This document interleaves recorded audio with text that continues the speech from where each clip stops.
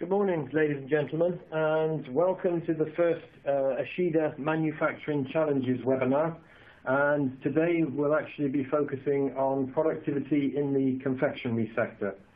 As we go through today's content, if you have any questions, if you'd like to enter those in the appropriate location on the webinar screen, what we're going to do is we're going to reserve 15 minutes at the end of the session where we can actually channel those questions to today's presenters and hopefully provide the answers that you're looking for. If we have a significant amount of questions, we will endeavour to answer all of those either through the web platform or through email directly after the session. What we're actually going to do is we're going to provide a very quick overview of Ishida and then get into the key content. Before we do that, I'd like just to introduce the key content presenters, and after I've finished a brief introduction, you will hear from Ian Atkinson, who's our business manager for Multihead Weighers. You will hear from Ross Townsend, who's our business manager for Advanced Services, and you'll hear from Kieran Murphy, who's our business manager for Quality Control Products. By the way, my name's Steve Jones, and I'm the Marketing Director of Ishida Europe. So quickly, as an introduction to Ishida, Ishida is a family-owned company that was formed in 1893 in Japan. So this is our 126th year anniversary.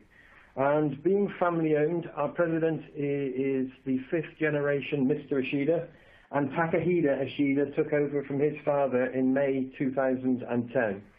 And as you can see on the slide, there's the various generations of the Ishida family, and underneath that there's some evolution of the product portfolio. Clearly, that's not all of our product portfolio, but it kind of depicts the journey that we've been on. And at the very bottom, you can see the difference between the initial Japanese office in Kyoto, and on the right-hand side, the current facility. Perhaps one of the key moments in the Ishida history occurred in the early 1970s, when Ishida introduced the world's first commercial multi-head weigher for green pepper application in Japan. And following that key event, we've actually sold in excess of 56,000 multi-head weighers from that time. Moving on, and perhaps considering our presence in Europe, Ishida Europe was actually formed in 1985 as a hub for the Ishida business in Europe, the Middle East, and Africa. We also have progressed into manufacture, and since 1995, about 60% of the machines sold by Ishida Europe within the EMEA region are actually manufactured in Birmingham in the UK. And just to try and show the size of the organization, in March 2019, we actually had 612 staff across the EMEA region. So, having provided a very quick overview of the company, let's start to talk about the key themes of today. And obviously in the confectionery sector, the confectionery sector now is highly industrialized, and there are demands for higher speeds, higher efficiencies, and higher accuracies. And my colleagues will talk about a variety of concepts around that as we move forward.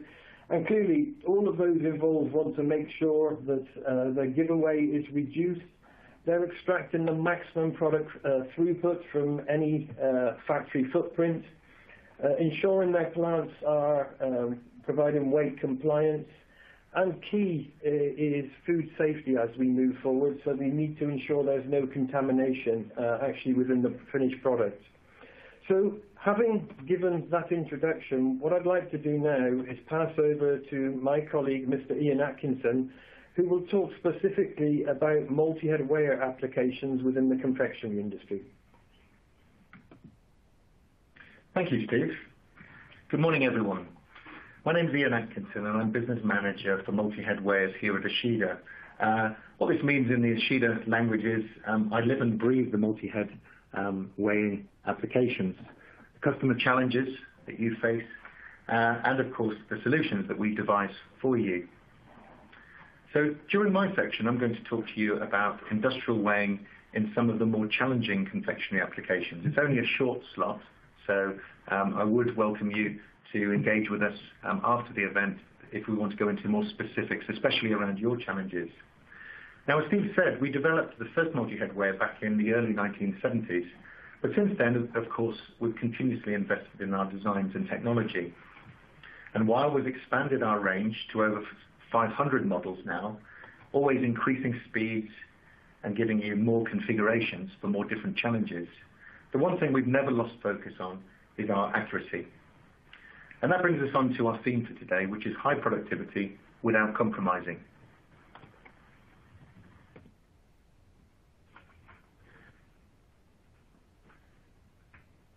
So we deal with many different applications in our company across the world.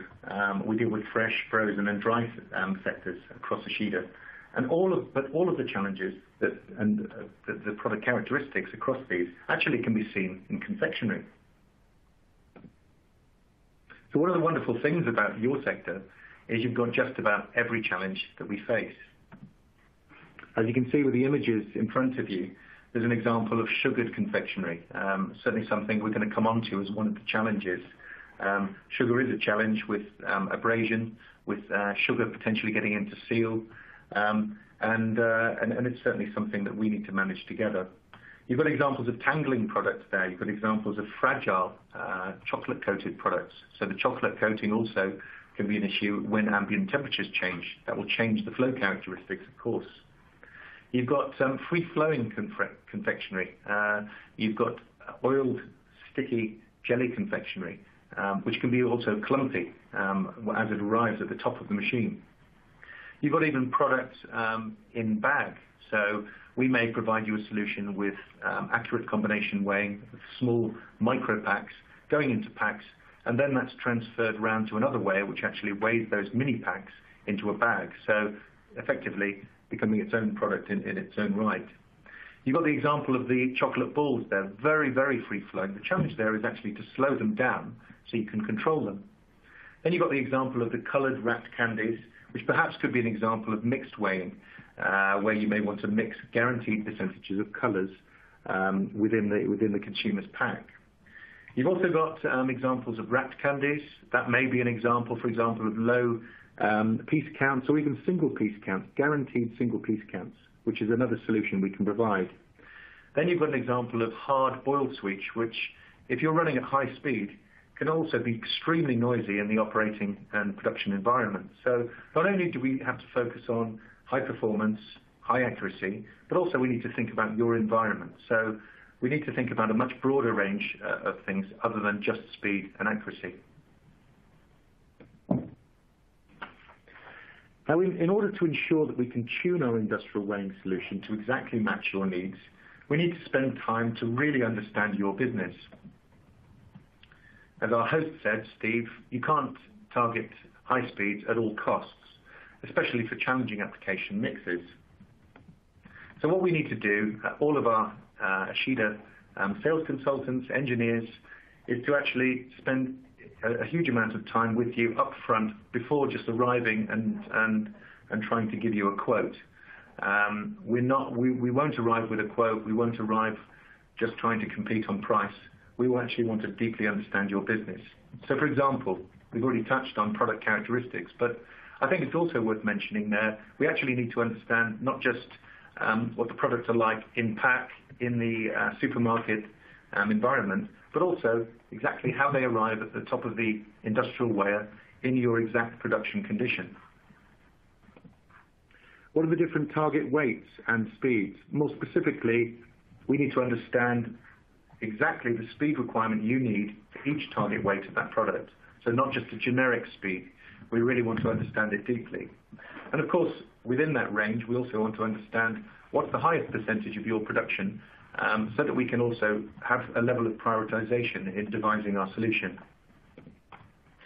Of course, it's very rare you're only doing one product. The likelihood is you'll be doing many, many products on your industrial weighers, whether you're a small, medium or large manufacturer, or of course, a contract packer for the large supermarket chains.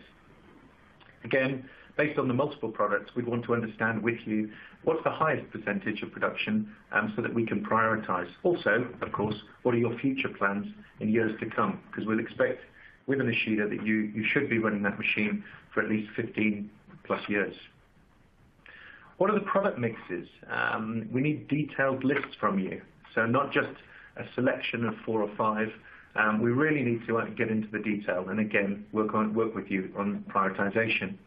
Are there any major product conflicts? So for example, if you have very fragile products, we'll need to have a gentle control and transition of those products, typically with more lower angled shoots and contact parts. Of course, if it's very sticky, like the oil jelly products, we're most likely going to be looking at much steeper angled parts. And a number of these we can provide solutions for by just having change parts, but in some cases we may find that they're actually they're mutually exclusive. But we'll discuss those with you and work out the priorities with you. Of course, factory layout. What's the factory footprint? Are there any height restrictions, either in the stack-up height of the in-feed, the weigher, the bag maker, or any other downstream equipment?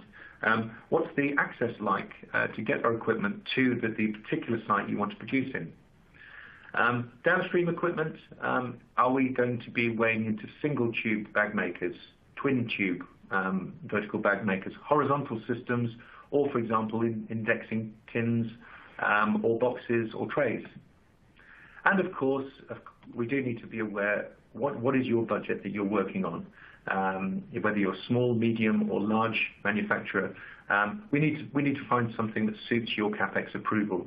But at the same time, we will also want to discuss with you where do you want to be in terms of payback and cost of ownership. Is it a short contract or is it a long-term production plan that you have? Now, what I'd like to do is move on to the confectionery weighing challenges. So I've got a selection of really high-end challenges. I'd like to share these high-performance examples with you. So the first one I'd like to look at is how do you solve really high-speed weighing, accurate weighing into a single-tube vertical bag maker with up to 180, perhaps even plus weighs per minute. We would typically have two options that we would typically consider with you. The first option is to actually split a machine, split it into effectively 2 combination weighers feeding each side of a high-speed Ishida single twin timing hopper.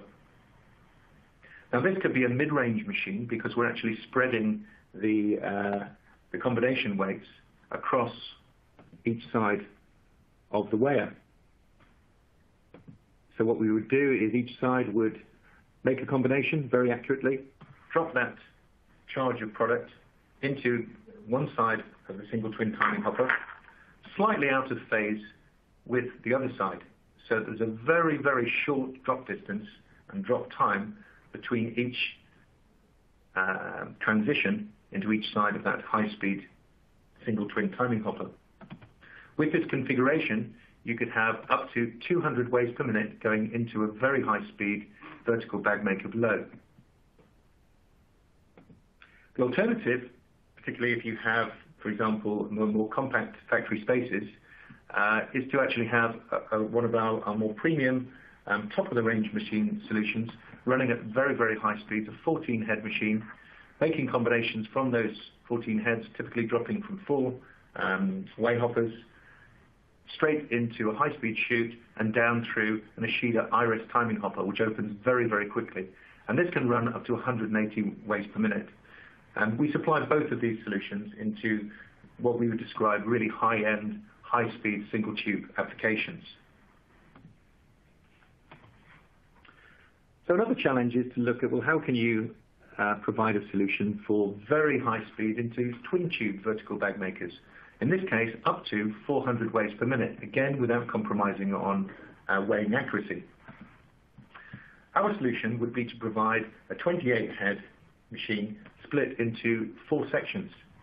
Now, this machine, because it's split into different sections, would also have booster hoppers to aid in providing you with the maximum number of combinations, so not compromising on accuracy.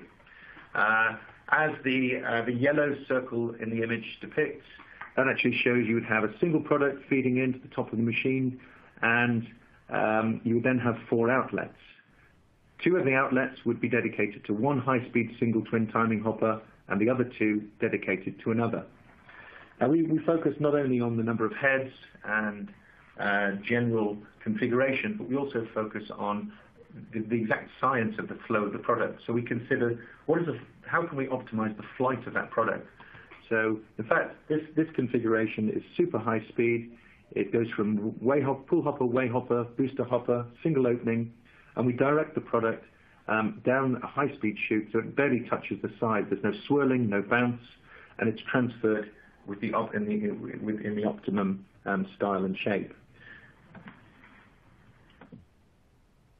As you can see, this then delivers up to 100 weighs per minute per section, going into each side of the high-speed single twin timing hopper, delivering you up to 200 weighs per minute per tube. And we have got successful installations delivering product accurately weighed at these very, very high speeds.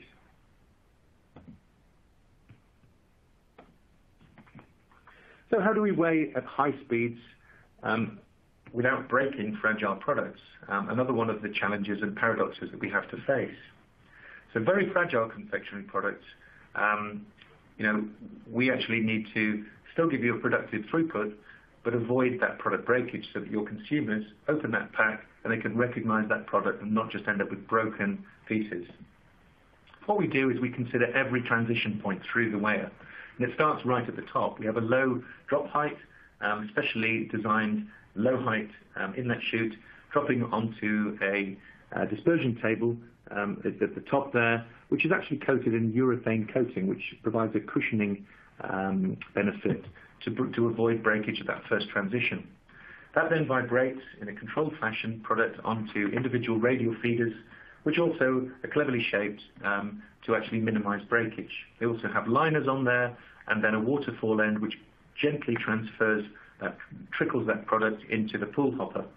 We can offer this either in our entry or mid-range level, but in our premium range we also offer special curved hoppers which specifically control the deacceleration of the product as it transitions into each hopper. Those double opening curved hoppers then transfer from the pull hopper, the weigh hopper, down into a very shallow discharge chute, again which is lined.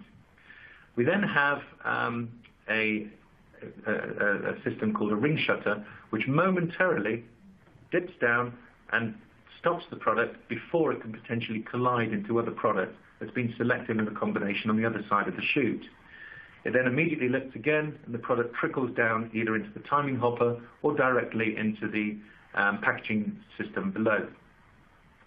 The result is this gives you high speeds, but with perfectly presented products for high-end customers. So how do we overcome the mixing challenge, now a common theme and a common requirement in confectionery? We can offer you mixes of 2 mix right up to 8 mix with very, very accurate guaranteed percentages per section. Now when mixing, each section is working as an independent weigher. So you have to have the number of heads available and the configuration and design available for each of the product characteristic in each of those sections. Our focus is always to deliver the best combination weighing, and so we can actually have many different section splits across our mid-range or our premium range solutions. As we have 500 models available, we can also select and match and specifically tune to your different requirements and your application needs. Here's an example of a 2-mix machine split evenly based on products with similar characteristics. We could then have a 3-mix, and in this case, section 1 has more heads than section 2 and 3. So that, for example, may be applied to a more challenging product where it's more difficult to make quick combinations. Here's another 3-mix where you may have 3 similar characteristics of the product, and so this then allows for that combination and an equal distribution. 4-mix, 5 mix, again with different head splits. This is just to show you an example. 6 mix, and then moving all the way up to 8 mix with our 32 head. Typically, we would say a minimum number of heads per section is 4 heads per section, again with booster hopper to enable you to make the required number of combinations. Now, last but not least, I wanted to highlight something that's particularly in vogue in the confectionery industry, and something we've seen a lot in recent years, and this is the sugar challenge, something we've been very much working on for the last 12 months. Now, sugared product is a challenge. It's abrasive. As the product is transferred, it's energized, and that loosens the sugar from the product, and it then is then traveling down through the machine. Excess sugar around the product then risks contaminating the packaging seal, so not good. Pinholes in the seal, air leakage, and of course potentially spoiling of the product. Now, Ishidas have been added to our sugar extraction solutions, and we have an all-new on-machine extraction design, which greatly reduces sugar removal before being weighed. We've been busy over the last 12 months testing this, and we're delighted with the results. All I wanted to do today, though, is just highlight this is now in existence, and we will be launching this to the open market in the very near future. So if you have weighing applications of sugared product, we look forward to talking to you and discussing our solution, which is actually also very competitive and cost effective in the market. So apologies, I've just gone back a slide. So just to close, from a weighing perspective, I just wanted to emphasize again that our focus is always on delivering maximum accuracy and yields, but as well as productivity. So we never lose focus of the need to provide combination weighing, which is our true speciality. We don't get into dosing. We're the world's specialists in combination weighing. Dosing for us is actually a compromise. So the things we've just discussed are really just a few, and certainly we do want to get into more specifics with you, so please do contact us. Our broad range of approximately 500 different multi-head variants can be adapted further to tune our solution for you. So 500 models, up to 150 different options per model. So again, no compromise. Our quoted speeds are only based on the Ishida accurate combination weighing. And again, I just wanted to emphasize, we don't quote dosing speeds. So please do be careful when reviewing quotes and comparing speeds. You really must look at combination weights only. We ensure you receive rapid payback and years of low-cost operations with the highest possible yields. Challenge us as the market leader in your production challenge. We'd love to listen to you, and we'd love to combine our knowledge with yours. And we look forward to having more contact with you. Thank you for taking the time to listen. I'd now like just to hand on to my colleague, Mr. Kieran Murphy, who's going to talk to you about our quality control solutions. So thank you, Ian, for the overview on the weighing challenges in the confectionery arena.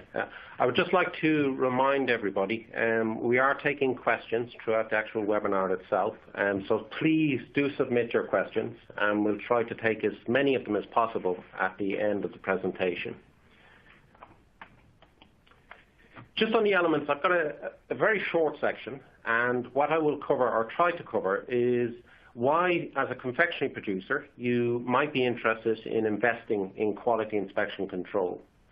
I'll talk about two main topics after that. I'll talk about foreign body detection, the unique challenges within the sector associated with foreign body detection.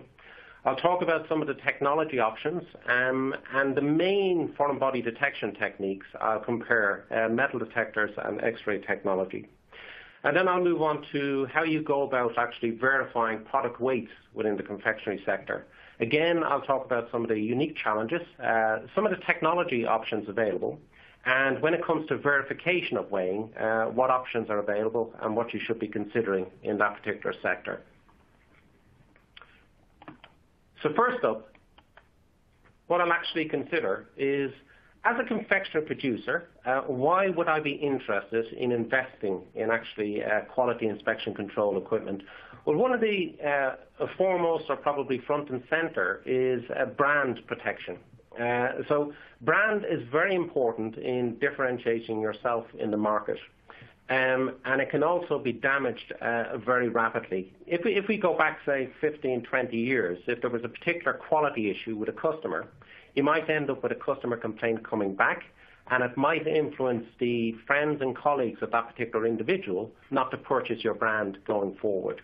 Nowadays, with the rise of social media, any particular quality issue with a brand can be spread very, very quickly through social media. So it's very easy to kind of damage brands in the market when you have a quality issue.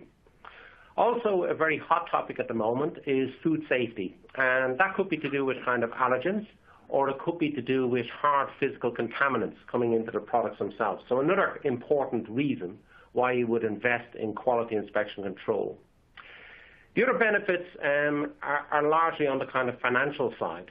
So from a confectionery producer or in the food sector in general, product recalls, if they're required, can be extremely expensive. So it might not be actually just the recalling of a batch that you need to rework. There could be also fines involved. So it's also kind of very costly activity, and that's why it gives financial benefits to have some quality inspection control techniques. On the business growth potential side, you're probably doing your own brand activity, and that's to go with the top line of protecting that brand, but also retailers do their brands as well. And typically what they look for is producers to actually bid for that business. And if you have a good quality inspection control regime, then you have a good potential for actually winning that business with that retailer. And then the final element as to why you might be interested in investing is all to do with auditing and compliance. And this can be through something like the BRC global standards, or it could be through the retailers. But if you have a good quality inspection control regime, then it allows you to kind of be very compliant with any auditing that might take place in your facility. So let's actually look at foreign body detection. And first up, I suppose, from a confectionery sector, we need to look at some of the challenges that you might have in the confectionery arena. And most notable, and I think it was highlighted by Ian in the weighing side as well, is you do deal with a wide range of products, which can be complex products in nature.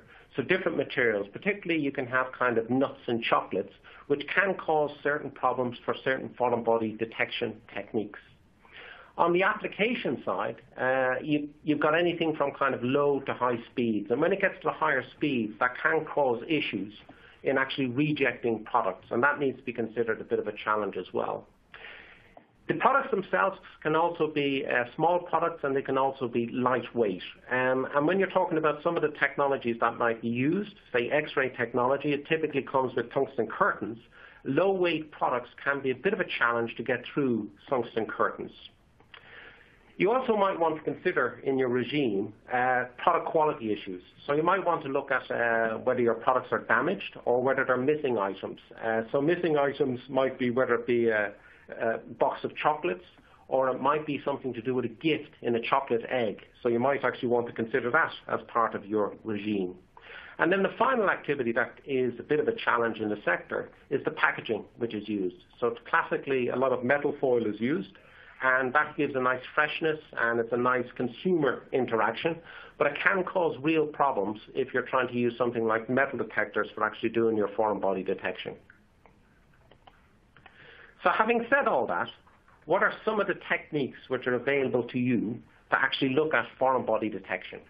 And if we start at the top right, what you can see there is manual visual inspection, which is still very common in the production arena. It can identify a wide range of foreign bodies. The slight downside to it is there is a labor cost associated with it, and you're relying on the awareness of the actual operator. So as soon as they start to lose awareness, then it can drop off, and suddenly you can get foreign bodies coming out in the final product. If you look at the top left, that's an example of a sieving technique. It can capture foreign bodies based on size. The challenge with that one, or the downside, is the sieves can actually break down, so you can end up with foreign bodies larger than you would like actually getting out into the marketplace. If you look at the bottom left, you've got an example of magnetic separation. That removes ferrous metals, but it can only work with ferrous metals. In the center on the bottom, what we've got is an example of a laser camera sorting technique. It can detect a wide range of different foreign bodies. It can also deal with defects in products as well. The challenge with that one is it only does surface inspection. And then probably we come to the most popular two techniques used in the confectionery arena. So on the bottom right, what you've got is metal detectors, which can detect ferrous and non-ferrous metals. But that really is the limitation or downside of them, in that they cannot detect anything which is non-metal. An increasingly popular technique, if you go to the kind of center right, is X-ray technology. And this is starting to be used because it can detect more than metal. On the slight downside of it, it is higher initial and probably ongoing costs associated with it. So having said that the metal detectors and X-ray technology are probably two of the most popular in the confectionery arena, it'd be nice to actually just look in a bit more detail at the benefits, weaknesses of the two different technologies as to why you might consider them in the confectionery sector. So on the metal detector side, benefits is, I have highlighted this, it's a cost-effective solution for foreign body contamination. It's also a simple technology, so it's relatively easy to install, and it's easy for your operators to get up to speed on. It typically also offers compact solutions in the market, so they're kind of the benefits that you can get on metal detectors. On the weakness side, it can only detect metal contaminants. You've also got to be aware, for metal detectors, it can be prone to environmental factors. So when I say environmental factors, any kind of vibration can impact on your metal detector. You also need to consider metal-free zones around your metal detector, and any moisture in the actual product can also cause issues around sensitivity as well. And the other challenge with metal detectors is the packaging. So if you use metal foil, metal detectors is not really a suitable technique for your particular confectionery products. If you look at X-ray technology, it can detect a wide range of foreign bodies, so it can go beyond metal. In effect, the rule of thumb that we use is typically anything with a density greater than water, which is 1 gram per centimeter cubed, then X-ray technology can pick up. And it can also deal with a wide range of different packaging types, so it can deal with metal foils as well. And it can offer functionality beyond just foreign body detection, so it can pick up kind of product defects, missing items, and it can also assist with a bit of weight estimation. On the weaknesses side, it does tend to be more expensive. Now, over the last 10 years, X-ray technology has come down quite a lot in price, but it's still probably about 3 to 5 times your initial expenditure on a metal detector. It does require a higher level of training, and it cannot detect low-density contaminants. And when I'm talking about low-density contaminants, it's anything that kind of floats on water. So if you're talking about kind of insects, hair, low-density plastics like polyethylene, that's not feasible with X-ray technology. So that's kind of a quick overview of looking at foreign body detection within the confectionery arena. What I'd now like to move on to is actually talking about verifying product weights. So apologies there, we seem to have a slide that just popped up slightly out of sequence. So if I actually go through verifying product weights, and the first thing I'd like to talk about is some of the challenges which we have in the sector. So from a kind of a weighing perspective, high speeds is a real challenge. So when you start to get up to kind of 200 packs per minute or beyond, then that becomes a bit of a challenge. You also need to consider kind of, you typically have small products with low weights requiring high accuracies, which places a certain kind of criteria on the load cell technology and what weighing technique you might use. You also need to consider the transfer between conveyors. So a classic dynamic check weigher system would have an in-feed, would have a weigh cell, and would also have a reject mechanism.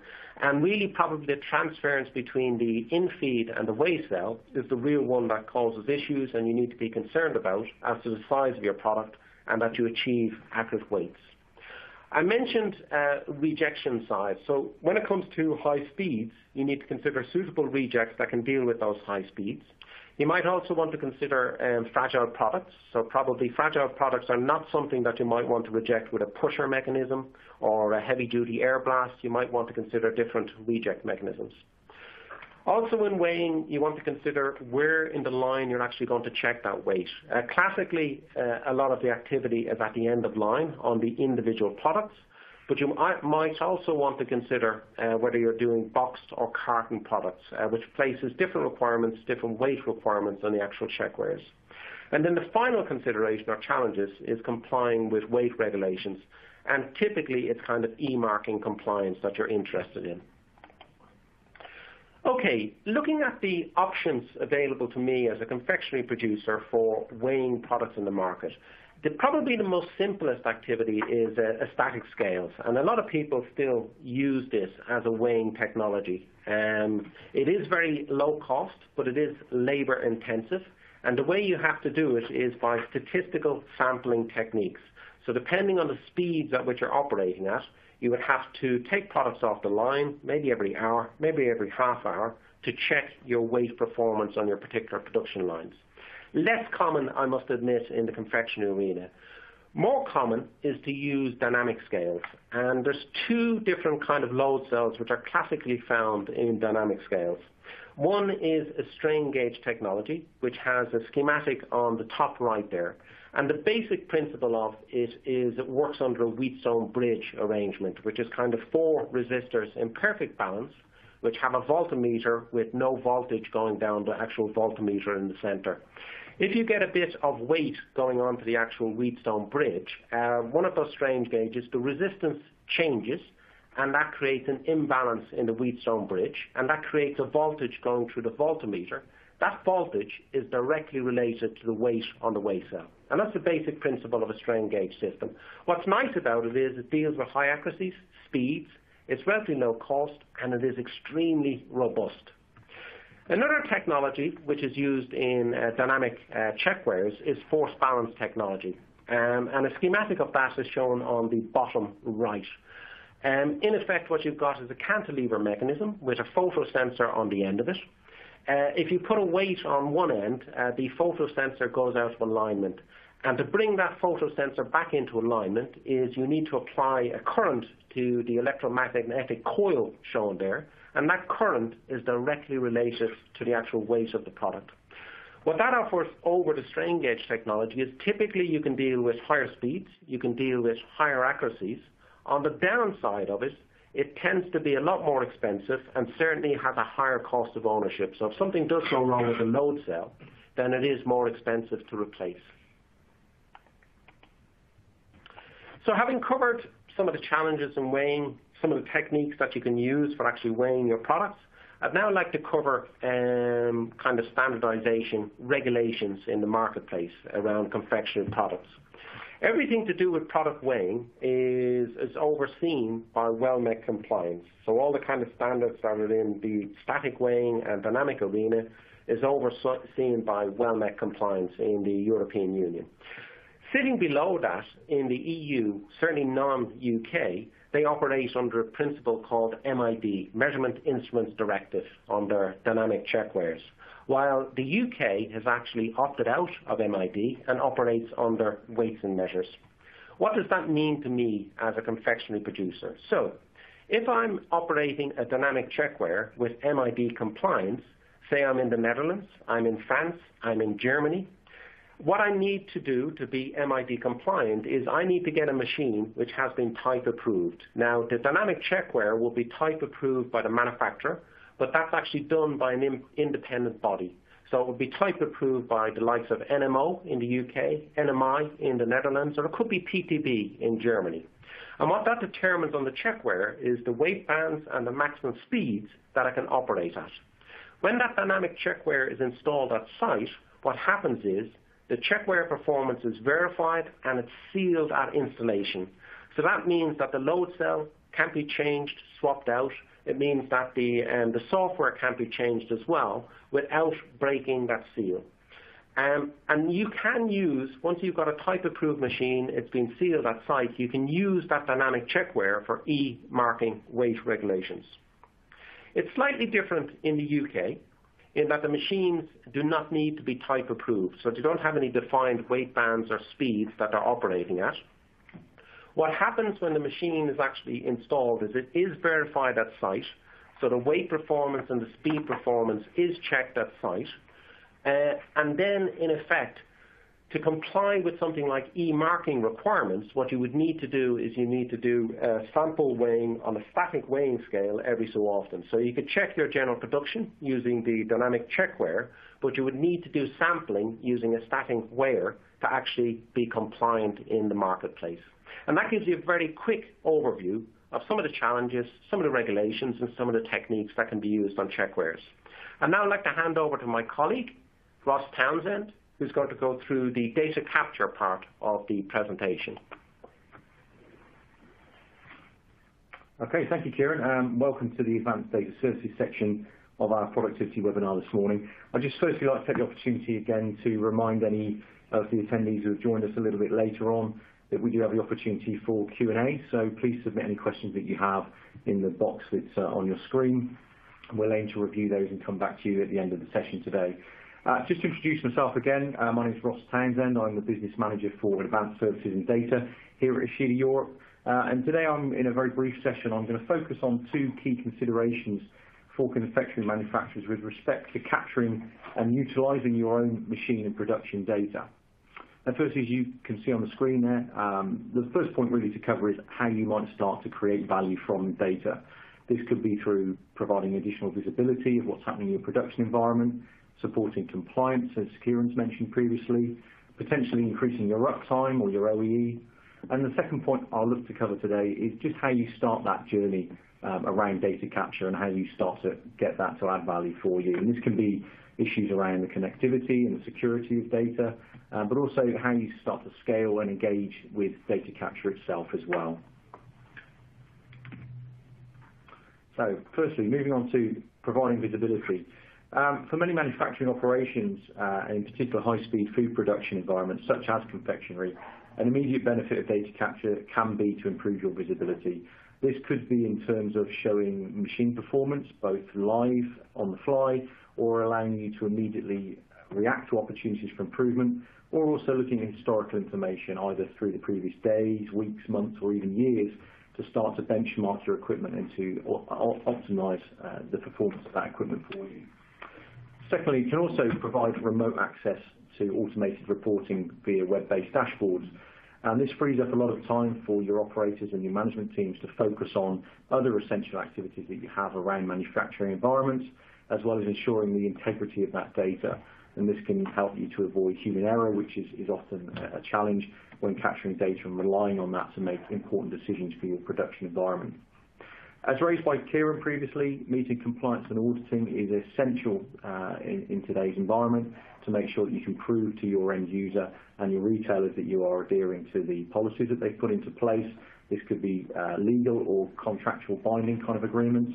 But by capturing individual pack information and providing paperless reporting, this can be achieved locally by using systems such as the IDCS system from Ishida, which can provide you with individual pack data captured on one of our check weighers. And this can help, again, to ensure that integrity in you meeting the compliance obligations and protect your brand ultimately in the event of any product recall that you might have to face. Moving on, increasing your uptime, as I mentioned earlier, is a key benefit, as well as supporting your manufacturing operations with rapid and accurate production and compliance information. Capturing the performance data at the individual machine level and across the whole production line itself can offer further significant benefits. Machine uptime is a fantastic benefit that you can gain here from capturing that data.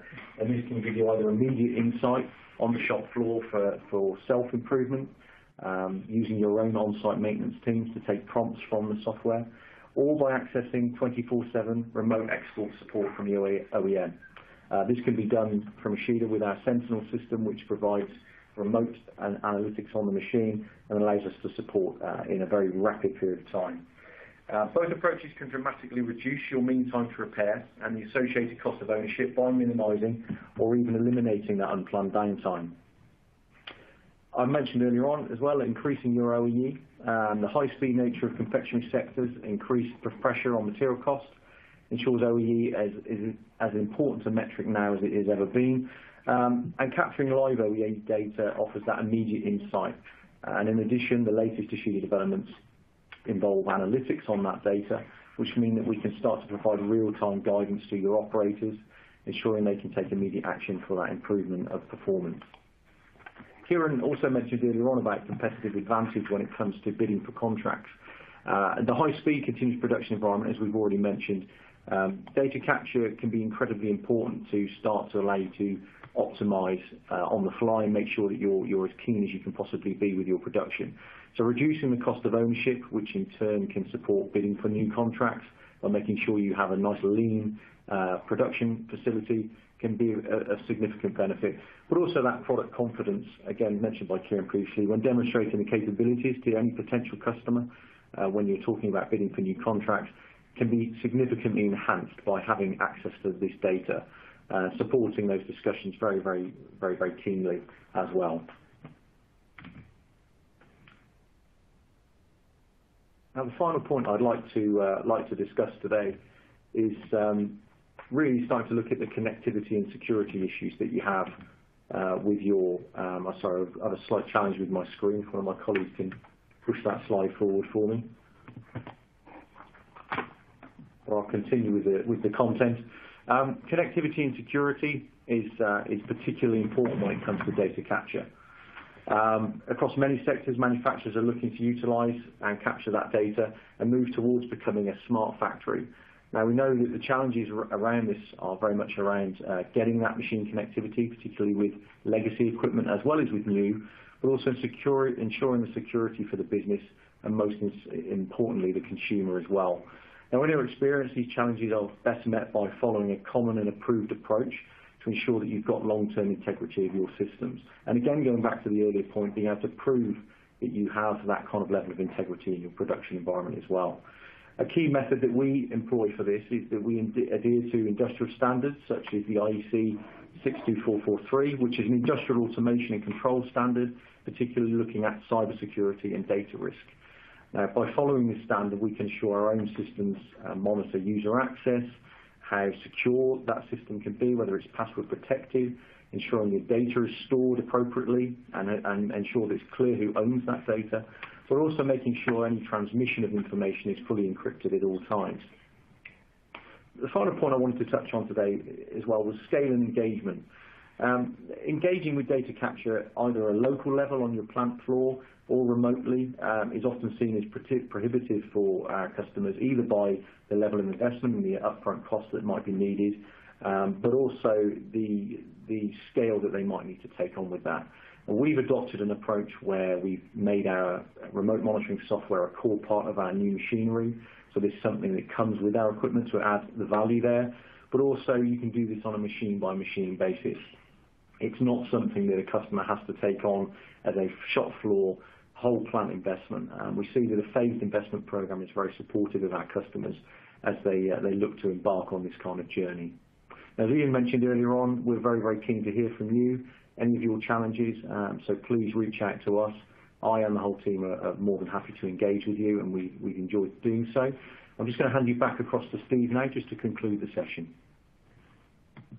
Okay, well, thank you very much for your attendance this morning. What we'd like to do is, or I'd like to ask some of the panelists today some of the questions and some of the themes that have been submitted by those taking part.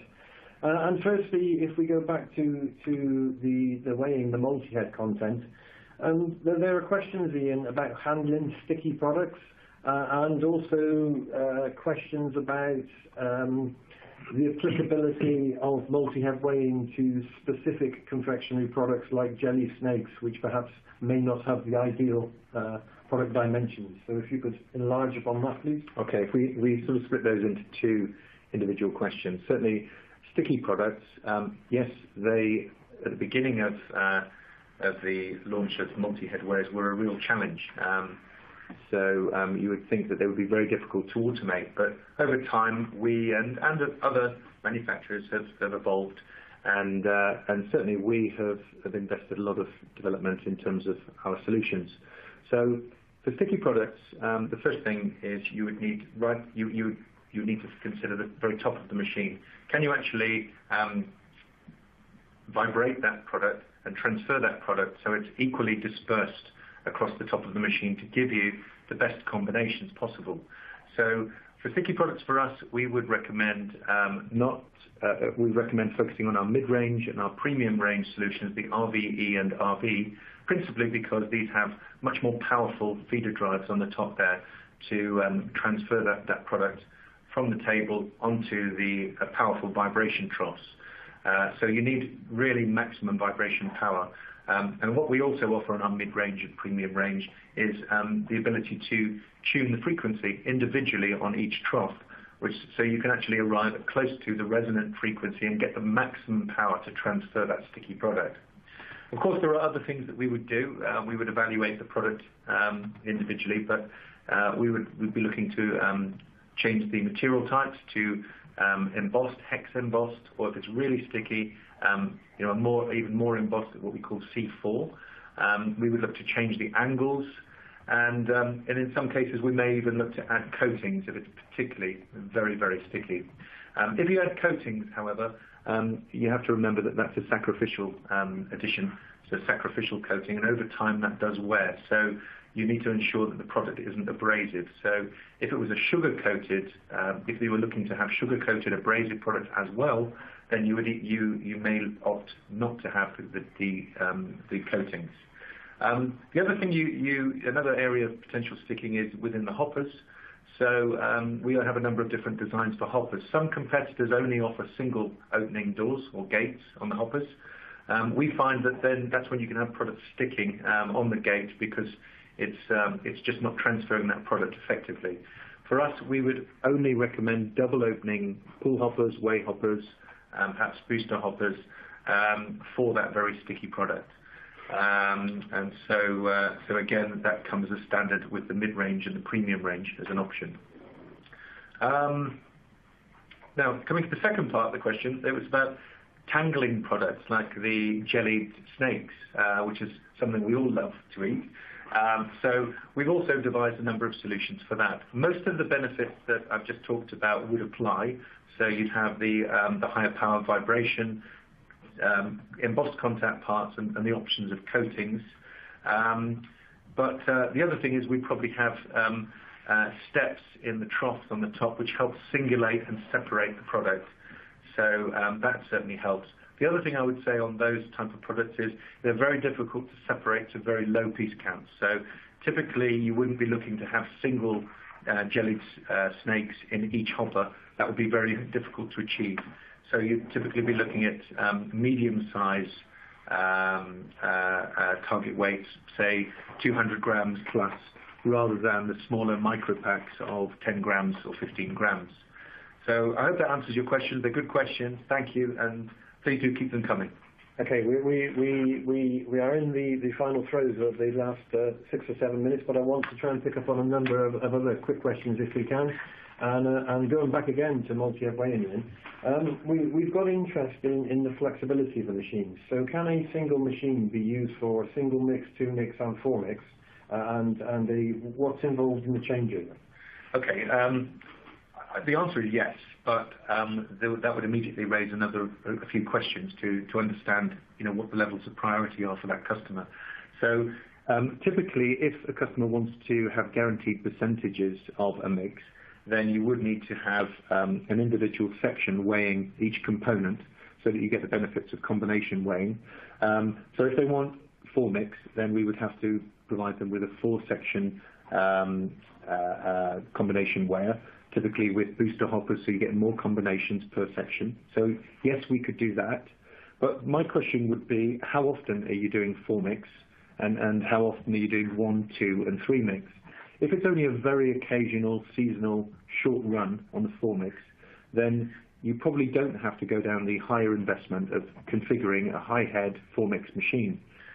If it was only a very short seasonal run and it's not critical to have guaranteed percentages, you could perhaps consider having a mechanical mixing device upstream and run it through a weigher. So I would want to understand exactly what the level of prioritization is.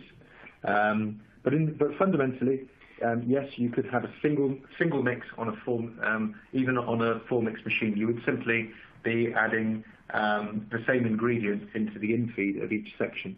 Again, it really is about breaking down that problem, as I covered in my section.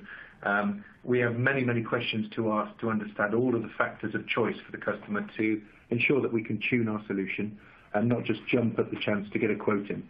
So we'd really want to understand it and then tune the solution. Okay, thanks so much, Ian. And as we're getting close to the end of our session, I've got a couple of quick-fire round questions for our quality control and advanced services representatives.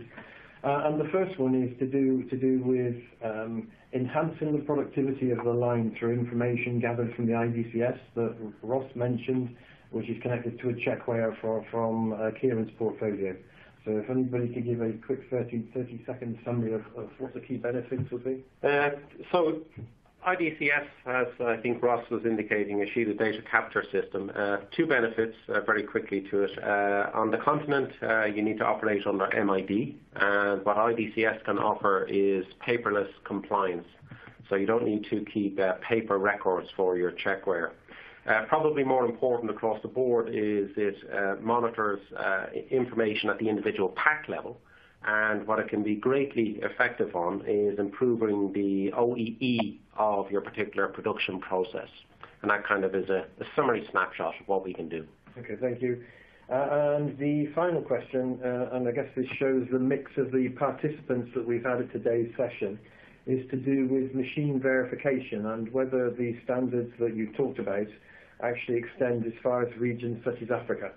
Yeah, so in Ishida Europe, we're responsible for EMEA, which is Europe, Middle East and Africa. The MID compliance covers the European Union, apart from the UK. Outside of that, everybody is kind of aligned with weights and measures in the UK. So we do cover Africa through kind of the weights and measures activity. Yeah. Okay, well, thank you very much, and thank you all of those who have attended today. We really appreciate you giving us your time to attend today's session. I think we need to apologise to some of those who joined late, because I believe there's been some issue in sending out the joining instructions, so we're very sorry about that. But once again, we thank you very much for your time. We hope you found it informative. And any of the other points that have been raised, we'll aim to follow up either through email or through the webinar platform. So thank you very much for your time, and that completes today's session. Thank you.